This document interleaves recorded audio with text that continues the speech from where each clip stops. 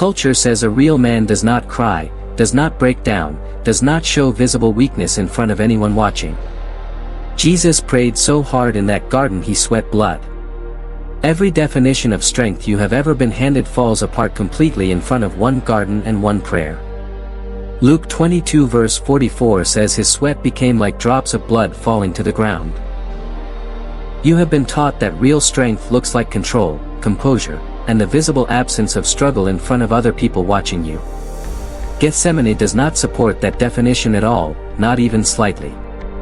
The most consequential act of obedience recorded anywhere in Scripture was preceded by the most physically visible display of anguish recorded anywhere in the entire Gospel accounts.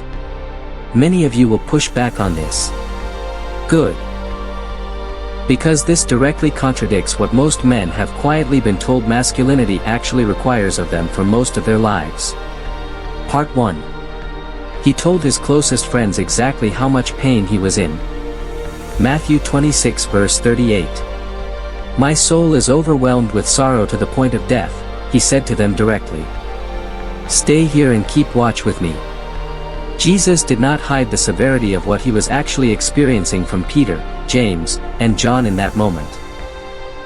He named it directly, using language that describes sorrow intense enough to feel genuinely lethal, and he asked for their presence rather than choosing to face it in complete physical isolation, away from anyone who cared about him. But here is what nobody told you.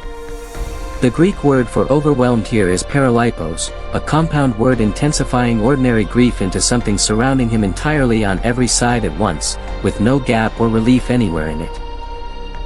This was not mild distress being managed quietly behind a composed expression. This was a man articulating, out loud, directly to eyewitnesses, that what he felt in that exact moment was severe enough to threaten his own life before anyone had laid a hand on him. Part 2. He asked for the pain to be removed, more than once. Luke 22 verse 42. Father, if you are willing, take this cup from me. Yet not my will, but yours be done. This was not a single, brief moment of doubt that was quickly resolved and never revisited again that same night. Matthew 26 verse 44 records him praying the exact same request a third separate time, using nearly the same words he had used before, stepping away from his friends and returning to pray it once more under the same olive trees. 3 separate times, spread across that same difficult night, Jesus asked God directly for an alternative to what was already coming for him. Think about that for a second. A man who did not actually feel the full weight of what was ahead would have no genuine need to ask 3 separate times for it to be removed from him. The repetition itself stands as evidence of how real and how heavy the dread actually was, not evidence of failure on his part, and notably not something Scripture treats as a moment to be embarrassed about, softened, or quietly edited out of the historical record afterward. Part 3.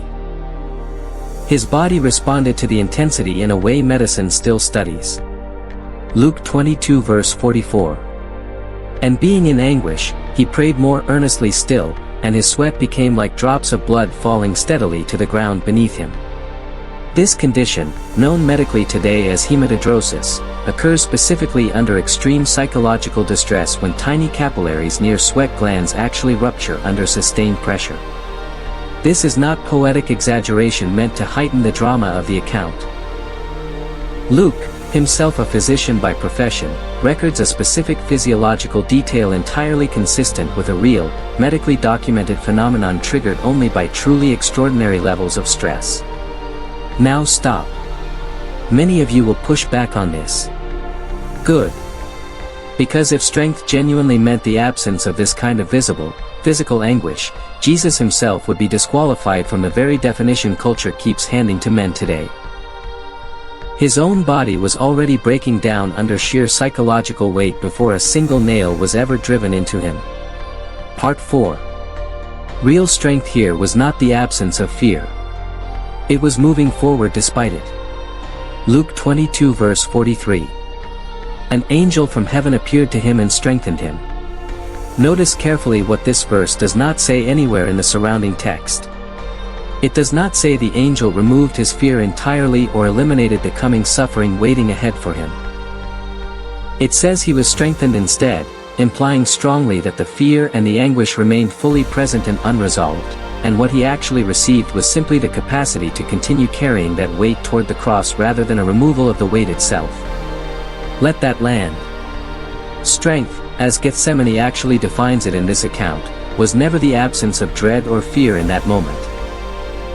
It was walking directly into what he feared most, fully aware of the exact cost involved, without that fear ever disqualifying him from the obedience still required of him right there in that garden.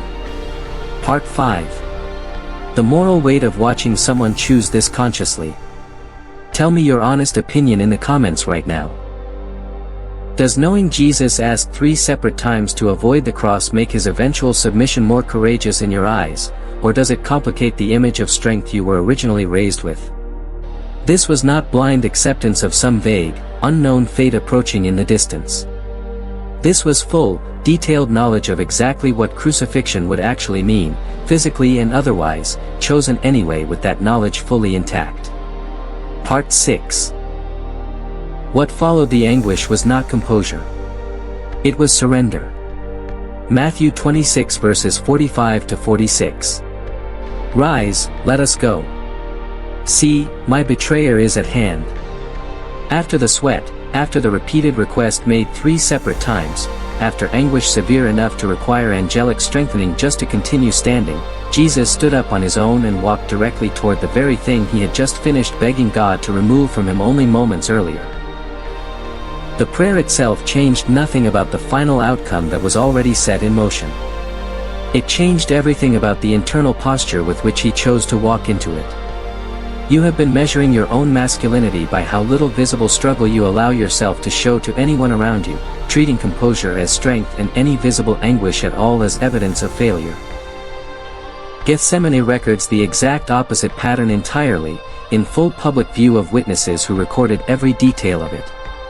The strongest submission recorded anywhere in Scripture was preceded by sweat like blood, a request repeated 3 separate times, and a grief described as severe enough to threaten his own life before the cross ever arrived.